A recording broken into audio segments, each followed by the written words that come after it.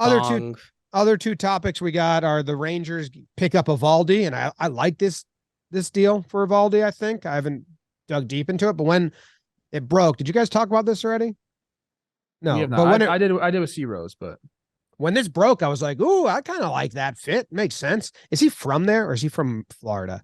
But now the Rangers on paper have like a crazy good staff, and Evaldi, I think he's a pitcher that's better than his numbers. I don't know if his numbers got better lately. I don't know what they are, but I think Evaldi's a gamer and better than his numbers. A lot of times, I think he was an above average pitcher, but now they got Heaney, huge, Evaldi, they got DeGrom. Rangers got themselves a rotation. this Well, is. Go ahead, Jake. I think that when you say Evaldi's better than the numbers, I think there's a little bit of a Fenway effect there. If you're just looking at ERA playing in Fenway, we felt it every year. It feels like just runs happen. Sometimes I think with him, there's, I mean, we already talked about it with Correa. There's injury risk. Like there's injury risk with every player in baseball. Even his final year of the contract has something written about that. Hey, if you're a Rangers fan, you just have to be on the moon. I mean, they got Simeon and Seager last year, and we said, hey, we think these are long-term signings because, I mean, by years-wise, they were.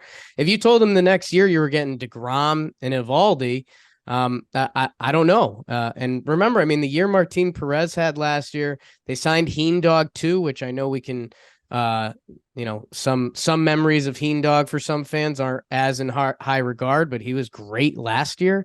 The Texas Rangers have done a full facelift. And I mean, there's full conversations of what does it mean, but they got a pitching staff. They got a chunk of a lineup, and I don't know if they're done. We just rumored them for Bauer, so we'll tweet that out. Texas in on Bauer.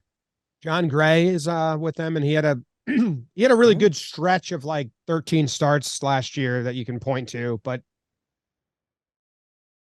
didn't start great. And actually, an under 4 ERA is pretty good, and he had a stretch of 13 games at like a 2.5 ERA last year. So yeah, they got to. I'll tell you this: if the Yankees or the Red Sox or any team that has been you guys buy players put together this roster, it would be thought of way more. But kind of it would be like very highly regarded and then thought to be a failure if they didn't win the division or make a wild card game. But because the Rangers are kind of like a little bit of have the state of baseball in a pretzel or a little bit of a blender, like, oh, is this going to work? There's still that hesitation to be like gung ho. But I think if a team with a different perception had these pieces, it would be thought of as like, whoa. I agree with you, James. That's actually a really good point because we put that stigma on the Rangers, and I'm a big part of that. I've been just shit talking the Rangers organization for years on this show. And it's because you don't like the Texas Rangers, like the original Cowboy Law organization. No, it's because it's just John Daniels and I just had a tumultuous relationship. I don't even think he knows that we have a tumultuous relationship, but him and I in my head, we do. John Daniels. And I don't even think he's like doing anything. They just like put him. Sounds like a guy that hired the Texas Rangers back in the day. Couple things here. James, I agree with your point. Jake, you whispered briefly, about Martin Perez's year last year. 196 innings. He made 32 starts with a 2.89. Yeah. And this dude has to accept the qualifying offer. Like, where are we at right now? Like, I don't know if I agree with that whole thing. And like what happened to his agent telling him to do that doesn't make much sense to me. The dollars that have been flying around this game, and you take a 1 year. Now it's almost $20 million. Great. But you just had that year in a contract year. And that's what we're doing. Doesn't make a lot of sense to me, but this rotation is looking solid. The lineup you can get excited about. I don't know. This is my take on it. And then I want to hear your guys. Everything has to go right for the Texas Rangers in this rotation. Like, you got to get Jacob deGrom back. You got to get 150 innings out of this guy. You're hoping for more, but like 150. And then you got to have Martin Perez to kind of like, hey, like, Don't regress too much. Like give us sub 3.5 ball. And then Heaney, can you do it for a longer stretch? John Gray, can you know, like everything has to go right for this team to work out. But if it does go right, I mean, you don't like this lineup a little bit, James? You got Simeon and Seager at the top. Remember what Nate Lowe did last year too. Yeah. I'm got thick neck over there, Josh Jung. Yeah, so I like Josh Jung and his big old neck, but like almost you don't have a sure thing past. That's what I'm saying. That's what I'm saying Seager? about the roster is things have to go right for this team, and Like, they can. Like, I mean, Lowe had a great year, but we've seen a lot of people have great years and not like he's not a perennial. He's going to compete year yet. I hope he is. And then, you know, Adolis Garcia, Heim had a great year behind the dish, but he's their 5 right now. I don't think he's a 5 hole hitter. They still need to add some bats. There's no doubt. Then you about got it. Young. Then you got backyard Brad Miller, Tavares, Josh Smith. That could be the most empty lineup ever if you don't get everyone progressing, playing well, and you get like, you know, one stretch of a Simeon Seager injury or Simeon takes, 3 months to hit a home run again. I thought their lineup was going to be better looking than that. They need to make another move.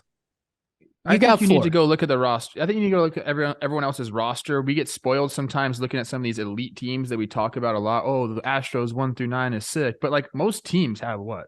Like 5 hitters, and then you're 6 and 7. You're like, okay, and then 8 and 9 are probably usually outs. That's just how teams are constructed. It's hard to have these lineups with no holes. So like, maybe it's not the best lineup, but you add a piece here, make a trade there, and now we're talking. And if this pitching staff can do it, but it is, like I said, a lot of ifs with this team. They got 4 guys that you like going into any baseball season. Adolis has done it for a couple years. Nate Lowe has progressed. He got to a high point last year that we don't know if he's that, but he's been above average for a few years. Seager and Simeon are studs. Heim was a great catcher last year, but we don't know. Young, we talked about, he's a prospect. You have no idea. But I think we have to go back to pitching depth because there's a couple guys we haven't mentioned. Jake Odorizzi is currently on this pitching staff. He's their 6/swingman.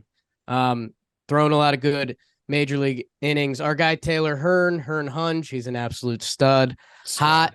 Dane Dunning. We've never known which arm he throws with. He's still on this team. He was like their 3-man coming into last year. He threw 153 innings for them last year. Glenn Otto threw 135 for them last year.